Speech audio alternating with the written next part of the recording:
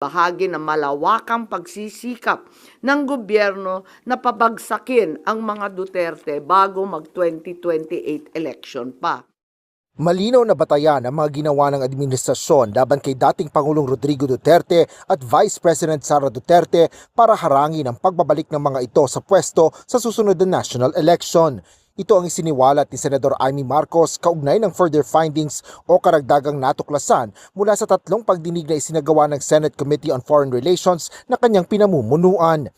Muling binigyan diin ni Senador Marcos na politically motivated ang pag-aresto sa dating Pangulo na bahagi ng whole of government effort para pabagsakin ang mga Duterte. Sa bahagi ng action plan, how to attack, tinukoy ng ilang ahensya ng gobyerno, kabilang ang PNP, Kamara ng Kinatawan, nakipagtulungan ng dating Senador Antonio Trillanes upang tulungan ng ICC prosecutor makakuha ng warrant sa pag-aresto ng dating Pangulo. Agad namang pinabulaanan ni Pangulong Ferdinand Marcos Jr. ang isiniwalat ng kanyang kapatid. Everyone's entitled to their opinion. I disagree.